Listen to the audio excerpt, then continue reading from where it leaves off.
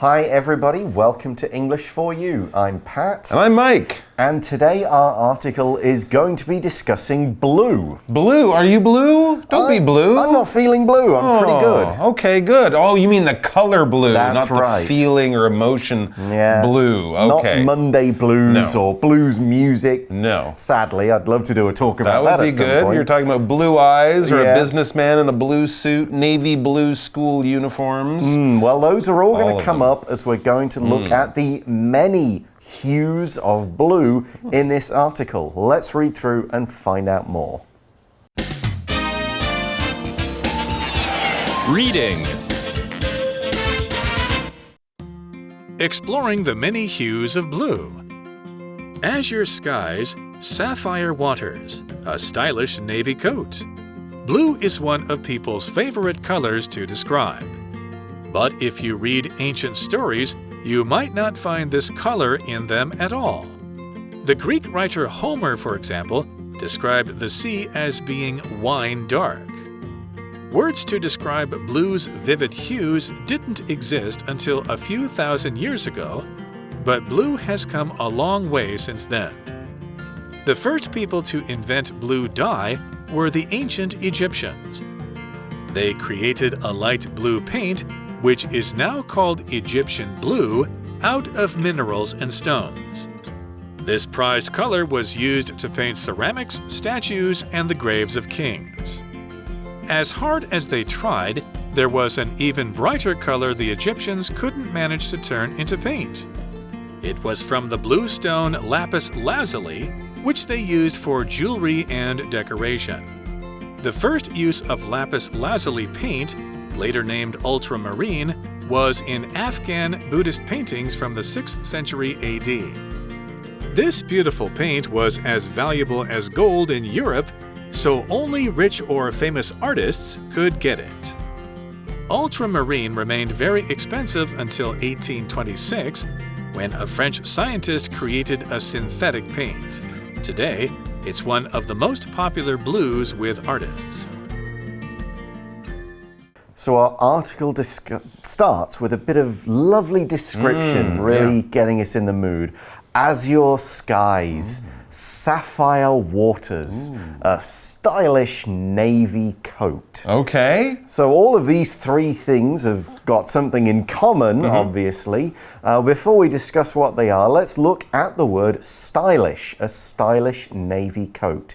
If something is stylish, it has a great deal of style. It looks good and it's also fashionable, either because it's in fashion right now or it's got that kind of timeless fashion like blue jeans or a leather jacket or something that will never really go out of style.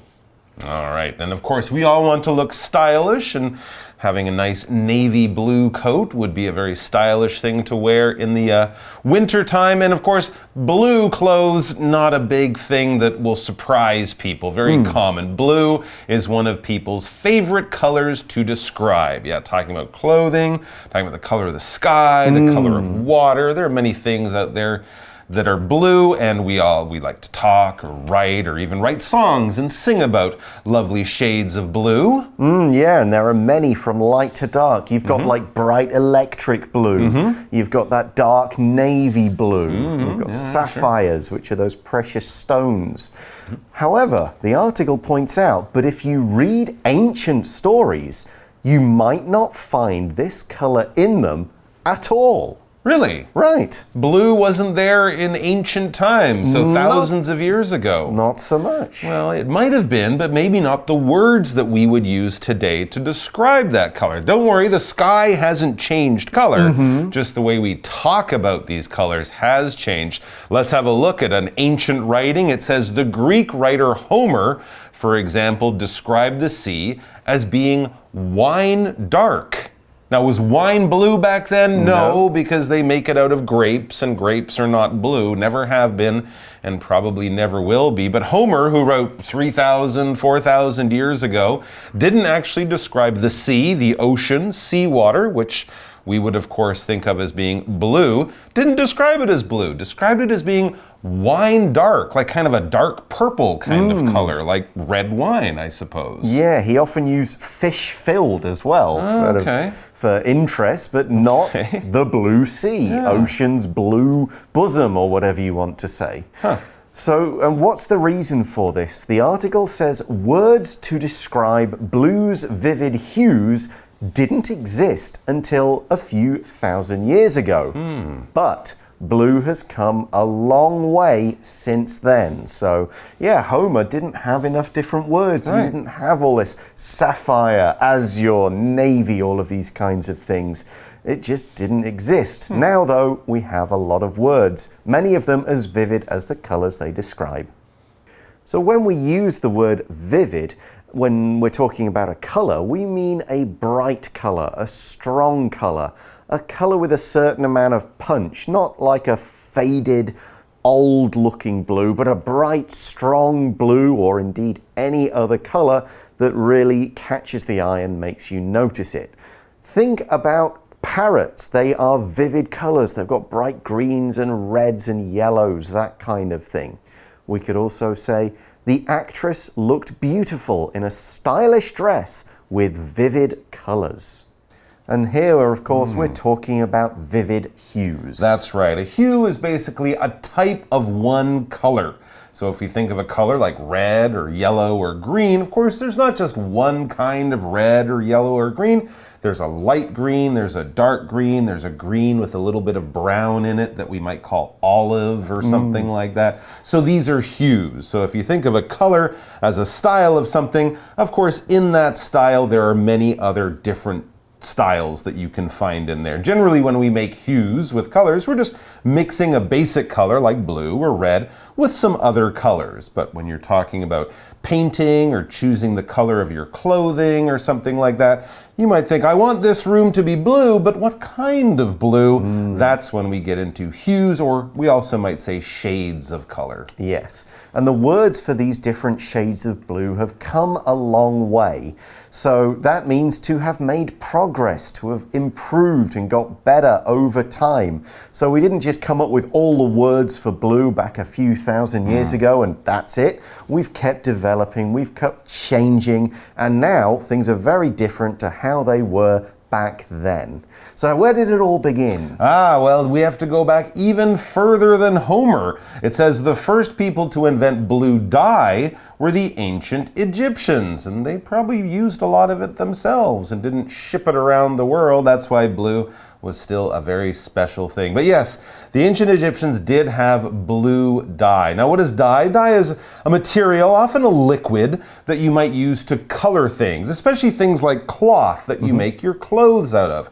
A lot of the cloth that we use, of course, comes from wool or cotton or something like that. It has one color because it's based on a plant that grows, and well, that's about it. But what if you want to turn that piece of cotton into a piece of yellow cotton or red or purple or green or blue? Well, then you color it with dye. Think of dye basically as kind of like paint that you can use, but it soaks in, it sinks in to whatever you're trying to color to change the whole thing. I think probably this type of t-shirt is sold in a store and it comes in many different colors. Why? Because they use different dyes to make the different colors of shirt or clothing or whatever. For example, Brian used purple and yellow dyes to make a cool t-shirt design. He probably started with a plain white t-shirt and then used dyes to change the color. We should also point out that people will use dye on their hair, and you might use dye in food as well. You can color your food using food coloring,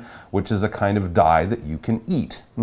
So the ancient Egyptians had blue, and we see they created a light blue paint, which is now called Egyptian blue. Really? That's like the name for that hue or shade.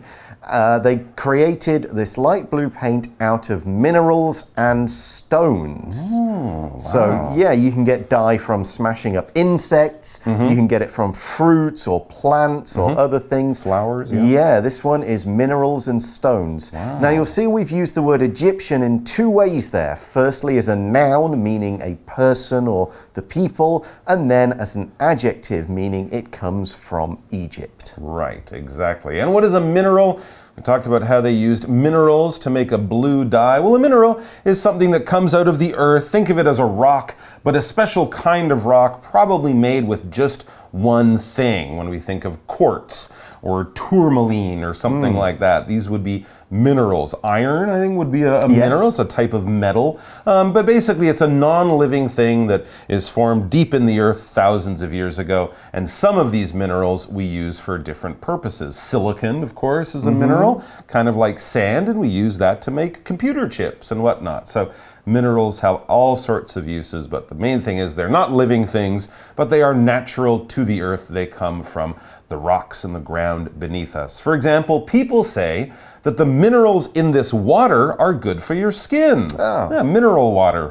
People drink it and bathe in it. They think the minerals will keep your skin healthy. Yeah, and there's a point, True. Kind of right. It can happen. So we've got this paint, this Egyptian blue. We see in the article this prized color was used to paint ceramics, statues, and the graves of kings. Wow. Okay. So, yeah, you can tell by that it was a pretty important kind of color. Yeah. Maybe quite rare if you're making it with minerals. It's not like you're just picking a fruit and using it. So, blue is now this important color. In fact, we describe it as prized. So the word prize as a noun is something you win for being good at something, for winning something. Prized as an adjective it's like you've got a prize for it. People getting this thing feel like it's a special prize. Something that is prized is highly valued. Everybody wants it. Everybody needs to try and get it. You don't get much, so getting it is a special thing. For example, you might say Clarence won a prized front row seat for the concert. He's right at the front. He's lucky he's going to get to see the band play. No wonder everyone wants those seats at the front. No wonder those seats are prized. So what was this prized paint used for? Well, we had statues and we had ceramics. Right, ceramics. When we think of ceramics, we think of things made with clay. That's that kind of sticky mud that people can form and shape with their hands. And once you've made your clay pot or cup or bowl or whatever it is, then you often put it in a very hot oven. Those ovens are specially called kilns, K-I-L-N. You cook your pot, and that soft sticky mud or clay then becomes really hard, and you can polish it and shine it and paint it and make it look lovely and turn it into a beautiful bowl or cup or ancient Chinese vase or something like that. I think China is actually the word we often use for ceramics, because of course the ancient Chinese were very good at making that beautiful blue and white painted ceramics, or things made of clay like pots and cups and bowls and stuff like that. And these paints, this Egyptian blue, was also used on the graves of kings. A grave is a place where a dead person is buried, or if it's not in the earth, then at least where their remains are left. Right. The Egyptians tended to put their important dead in great big pyramids, or tombs is another word we use, T-O-M-B. But it's basically where a dead person or part of them is left when they are dead. That's right. It could be as simple as a hole in the ground, or you can build something. You know, a whole family can use something that has many graves in it. But yes, it's the sleeping place for dead people, as we would think of it. Back to the article, it says, as hard as they tried, we're still talking about the ancient Egyptians here, as hard as they tried, there was an even brighter color the Egyptians couldn't manage to turn into paint. So we're getting an idea here that blue is a very rare thing. And when you think about it, there aren't that many blue flowers or blue foods or natural blue. I think ancient people could probably make brown clothes or green clothes. That wouldn't have been hard, but it was very difficult for people to manage to turn things that they could find around them into something they could use to make things blue. To manage to do something, we'll often manage to some kind of verb, is basically showing you that you're trying to do something and you probably are successful at doing something, but something kind of difficult. We were talking about those prized concert tickets. If you manage to get really good tickets for a popular concert, wow, good for you. That was probably not easy. You might have had to go online for 5 hours trying to get the tickets, or call a bunch of your friends who might be able to get you the tickets you're looking for. So again, we're not talking about something very easy, something you do all the time with no problem. No, this is probably some kind of challenge, but a challenge that you attempted and in the end were successful. You managed to do something. Well done. Give yourself a pat on the back. Good job. But what the Egyptians couldn't do was manage to create this really bright blue. So not Egyptian blue. This is a different blue. Okay. Yep, and we see it was from the blue stone, and I'm probably going to get this wrong, Lapis Lazuli, I think, or Lazuli. Lapis Lazuli. I'm not sure. Lazuli. There might be several different ways of saying it. Exactly. It was from this blue stone, which they used for jewelry and decoration. So it's Lapis Lazuli, Lapis Lazuli, whatever it is. It's a precious blue stone. Not quite up at the expensive level of a diamond. No, not quite. Or a ruby or something like that, but still a precious stone that's naturally found. You can cut it and polish it and use it to make stuff. And it is this very bright blue. Yeah. So no wonder you would put it in jewelry. Absolutely, and I think they still use lapis lazuli to make jewelry even today. And you're right, more affordable than things made of gold, silver, sapphires, and diamonds. But jewelry, when we think of this, we often do think of things made with gold, silver, jewels, and diamonds and whatnot, because jewelry are basically accessories, things you wear on your body, but they're not clothes. They're worn just for decoration. Think of rings, bracelets, earrings, necklaces. These things are often made of silver or gold, but they can also be made of steel or plastic or wood or whatever you want to make it out of. But we're not talking about shirts or jackets or hats or shoes. We're talking about rings and bracelets, things that people wear for decoration on their body. For example, Elaine keeps her most valuable jewelry in a locked box. That's probably the gold and diamond stuff, not the wood and plastic stuff. And Mike mentioned decoration there. This was something else the Egyptians used this stone for. Decoration is the act of making something look more beautiful by adding some extra touches or other materials. You add decoration to a room at Christmas time or a birthday party or Halloween. You put these things up and it makes the room look more interesting or beautiful. And the ancient Egyptians did the same. Make a room look nice, make a tomb look nice. You know, they've got a nice stick here, which I use in my day-to-day work, but I'll put some nice little jewels on it to make it look impressive. Absolutely. Even the ancient pyramids used to be covered in flat white stone. It would have shone. It had a golden tip on the very top. All that stuff is not necessary. It's just added to make it look pretty. It's decoration. Back to the article, it says the first use of lapis lazuli or lapis lazuli paint, later named ultramarine, was in Afghan Buddhist paintings from the 6th century AD. All right, so we've jumped forward in time 2,000 or 3,000 years from the ancient Egyptians. Now we're in Afghanistan, so that's in an area just to the northwest of India. And in the Buddhist paintings that they found there, I guess in temples or on rock walls or places like that, they had this other beautiful blue color. But again, we don't just call it blue. We have a name for it, ultramarine. All right, and of course here we're talking about this beautiful blue being used in paintings. What is a painting? It's kind of like a drawing. You're putting something on paper and making it so that I can look at it and I can know what it is, or I can call it beautiful or art or something like that. But when we draw, we generally use paper and a pen or a pencil, right? When we use painting, or when we paint, to use the verb, we're using a brush and some kind of liquid, kind of like a dye, but probably a little bit thicker. And we put the brush and this liquid, this paint, onto a piece of paper or whatever, and then we create a beautiful painting. When you think of Picasso and Da Vinci and people like that, we think of their beautiful paintings. For example, do you like the painting? My grandfather made it.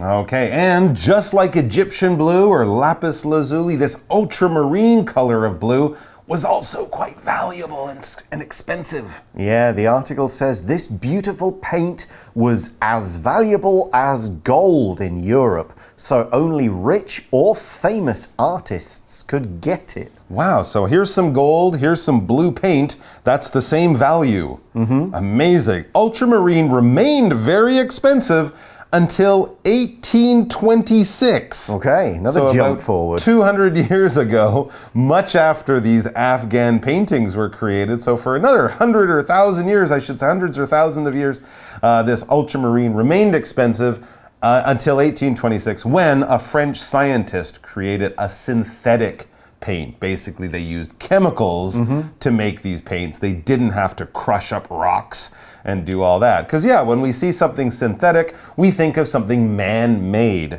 There might be a natural version of it out there in the world, but it's hard to get, it's rare, it's expensive. So we make something that works kind of the same, that maybe is almost the same, but we made it in a lab using chemicals and things like that. There are certain things that we might think of like PVC or vinyl. That's kind of a synthetic leather. You might get a leather jacket. It looks like leather, it feels like leather, but it's not, and it might be cheaper and easier to produce. Yeah.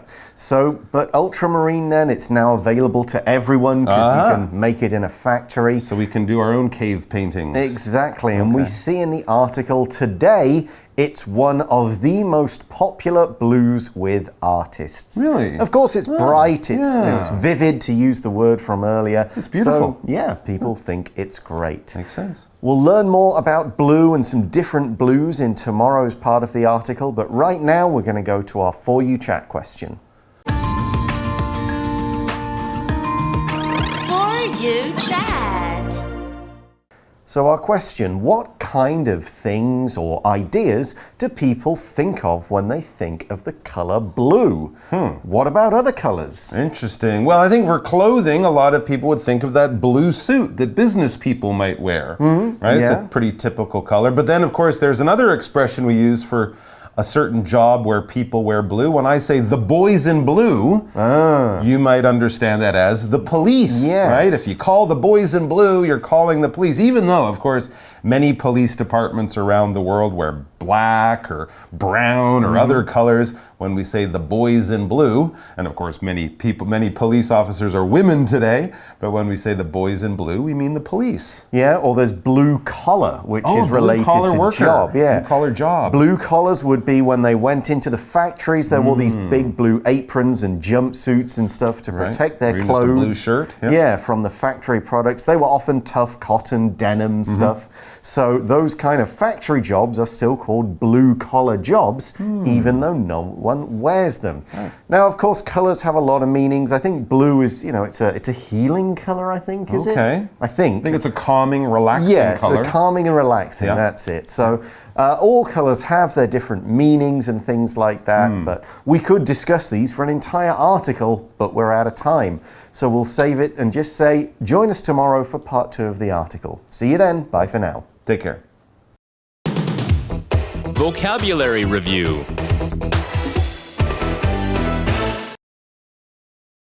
Vivid. Jenny is wearing a very brightly colored dress. It's a vivid pink color. Dye.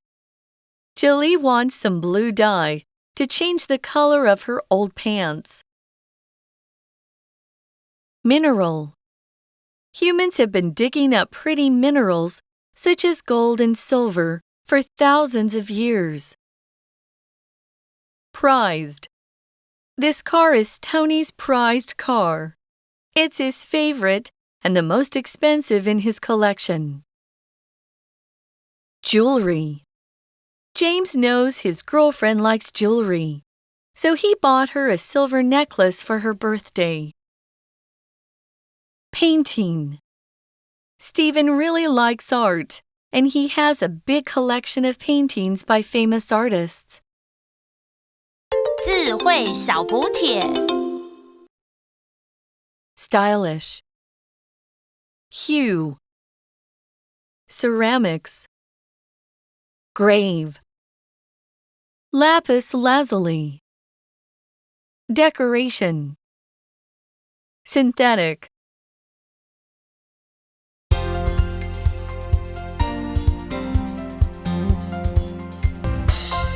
以上节目是由活用空中美语制作，活用空中美语杂志，请洽询全国各大书店。如欲索取试听教材，请来电02-2364-4000。